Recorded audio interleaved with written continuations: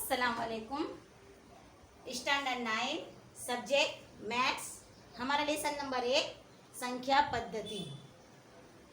इसके पहले के पीरियड में मैंने आपको सिखाया था और ज़ाब्ते लिखाए थे, पी क्यू के स्वरूप बताया था और मैंने जमा यानी कि गुणाकार, सरवाड़ा और भागाकार, इसके 3-4 दाखले भी मैंने आपको सिखाए थे। अब हमारे पास ये उदाहरण नंबर 16। नीचे ना प्रश्न ना साधु रूप आपो। साधु रूप को हम कहेंगे इख्तिसार कीजिए या मुख्तसर कीजिए। उर्दू में क्या कहेंगे? इख्तिसार कीजिए या फिर मुख्तसर कीजिए। मुख्तसर कीजिए साधु रूप को कहते हैं। तो हमारे पास यहाँ पर दो समय, एक है 5 जमा वर्ग में 7 यानी कि 5 जमा जजर में 7 और दूसरा काउंट से 2 जमा जजर में 5। तो मैंने आपको कल ज़ाब्ते जो लिखाए थे तो आपने उसको नोटबुक में 5 बार लिखना है और याद करने का भी बोला था मैंने कल। अब वो ज़ाब्तों के हिसाब से हम ये हिसाब को हल करेंगे। तो सबसे पहले हम जब रकम देखेंगे तो हमको फौरन याद आ जाना चाहिए कि हमारे ज़ाब्ते यहाँ पर कौन सा लगेगा। मैंने आपको कल 8 ज़ाब्ते लिखाए थे, तो वो ज़ाब्तों में से हम देखेंगे कि देखो ये 5 जमा जजर 7, 2 जमा जजर 5। किसी को याद आया कि कौन सा ज़ाब्ता लगेगा यहाँ पर? तो ज़ाब्ता में मैं आपको ज़ाब्ता लिखाती हूँ कि ज़ाब्ता यहाँ पर कौन सा लगेगा। देखो ए जमा जजर बी और सी जमा जजर डी, ये हमारा ज़ाब्ता यहाँ पर लगेगा। तो मैंने बताया था कि ए को हम किससे देंगे? सी से देंगे। फिर ए को हम किससे देंगे? डी से देंगे। फिर दूसरा हमारा जो रुकन है बी को भी हम किससे देंगे? सी से देंगे और बी को भी हम किससे देंगे? डी से देंगे। तो यहाँ पर मेरा जो 5 है वो जजर ए है, जमा का जमा। जो जजर 7 है उसके बराबर मेरा क्या है? बी है। 2 है वो किसके बराबर है? जजर सी के बराबर है। और जो डी है वो जजर 5 के बराबर है। तो हम किसको किससे ज़रब देंगे? 5 को पहले किससे देंगे? 2 से देंगे। तो देखो 5 ज़रब 2 हुआ। इसके बाद किसको लेंगे हम? जमा का जमा। फिर ए को मैं किससे दूंगी? सी से दूंगी, यानी कि मैं 5 को किससे दूंगी? डी से दूंगी। ए को पहले सी से दिया, फिर ए को मैं किससे दूंगी? डी से दूंगी, यानी कि पहले रुकनों को पहले रुकनों से दूंगी, फिर पहले रुकनों को किससे दूंगी? दूसरे से। तो 5 जजर में 5 ये हो गया। अब उसके बाद क्या बचा मेरा? बी यानी कि 7। तो जजर 7, 2 जजर 7। देखो इसको मैंने इससे दिया जमा का जमा। फिर जजर 7 को मैं किससे दूंगी? 5 से दूंगी।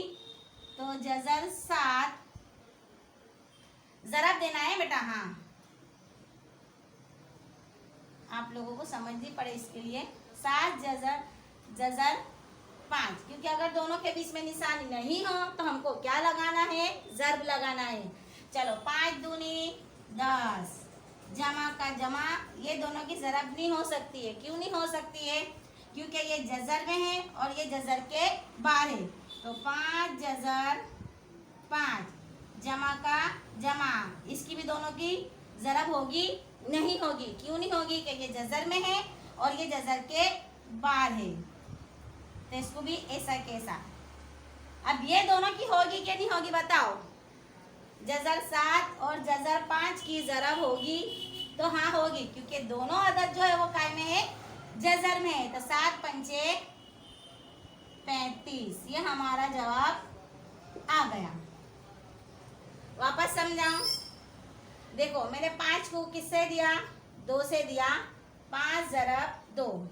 फिर मैंने 5 को किससे दिया? 5 से दिया। 5 ज़रब 5। फिर दूसरा रुकन मेरा बी बराबर क्या है? 7 है।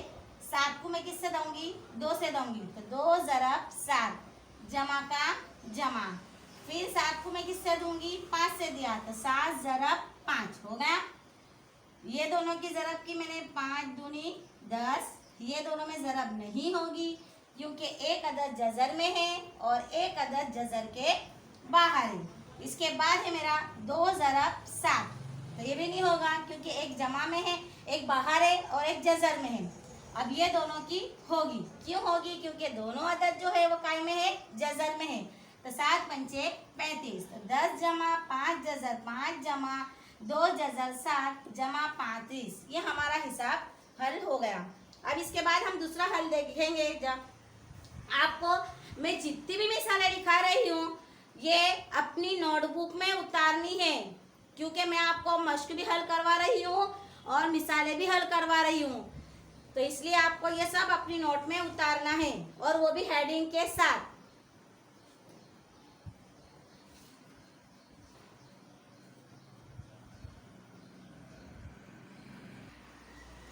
चलो अब इसका दूसरा हिसाब हल देखेंगे हम। 5 जमा जजर में 5 और 5 नफी जजर में 5। सबसे पहले रकम देखकर हमको जाब्ता याद होना चाहिए। तो कौन सा जाब्ता लगेगा, याद आया कोई को? जजर में ए जमा जजर में बी, और जजर में ए माइनस जजर में बी। याद आया? अपनी नोट में देखो, अगर लिखा हो तो। मैं बार बार कह रही हूँ कि मैं जो जो लिखा रही हूँ वो अपनी नोट में, आपको नोटबुक में उतारना है मैथ्स की हर मिसाल को। और जाब्तों को मैंने कहा था कि 5 बार इसको लिखकर याद करने हैं। चलो सबसे पहले हम किसको देंगे? ए को किससे देंगे?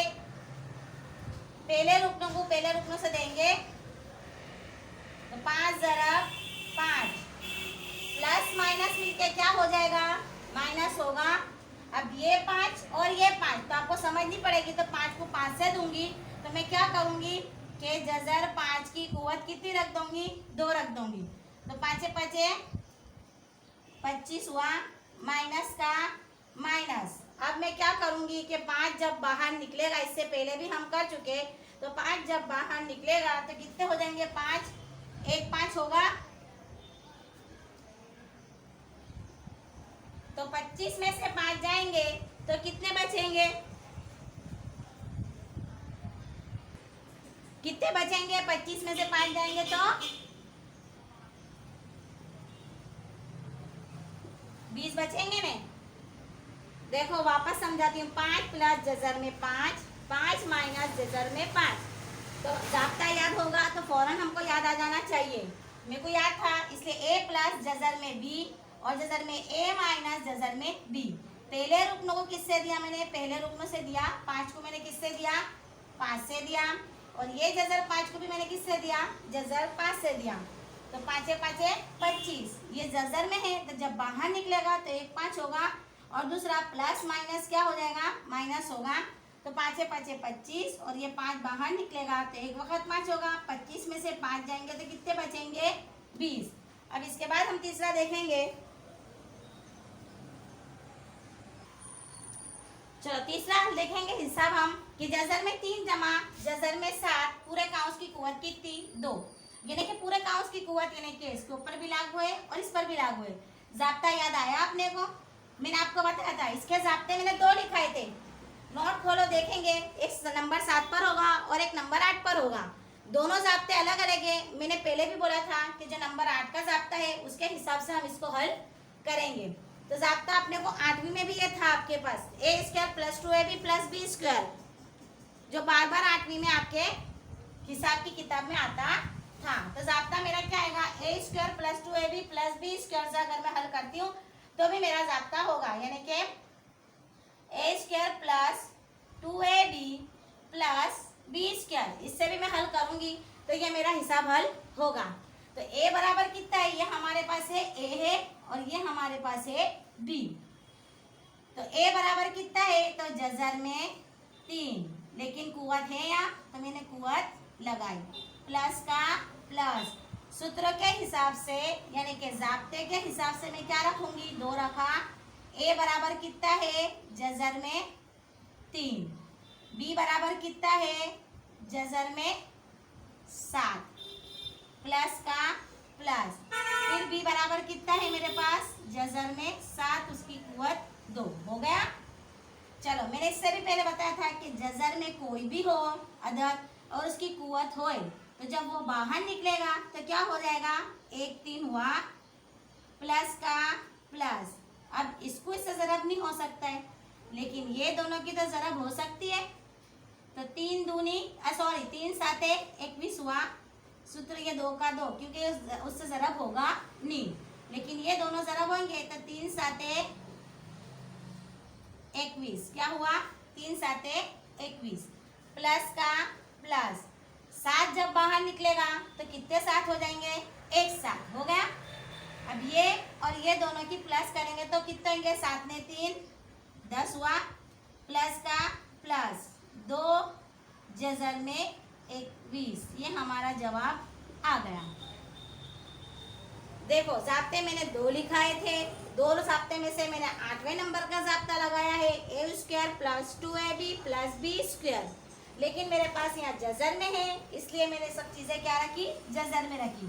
तो वर्ग 3 यानी कि उसकी कुव्वत 2 बताई, जमा का जमा ज़ाब्ते के हिसाब से 2, जज़र 3, b बराबर 7 है तो मैंने उसका 7 और प्लस का प्लस और b² यानी कि 7 की जज़र 7 की कुव्वत 2, 3 है जज़र में है और कुव्वत है तो बाहर निकलेगा तो कितने हो जाएंगे? 1 3 प्लस का प्लस सूत्र के हिसाब से 2 रखा, क्योंकि इससे इसको ज़रब दे सकते नहीं, लेकिन ये दोनों की ज़रब होगी तो 3 साते 21 तो 2 जज़र 21, ये दोनों की भी ज़रब नहीं होगी क्योंकि एक बाहर एक अंदर है, प्लस का प्लस और ये 7 बाहर निकलेगा तो 1 7। मैंने 3 में 7 मिला दिया तो कितने हो गए? 10, 2 जज़र में 21।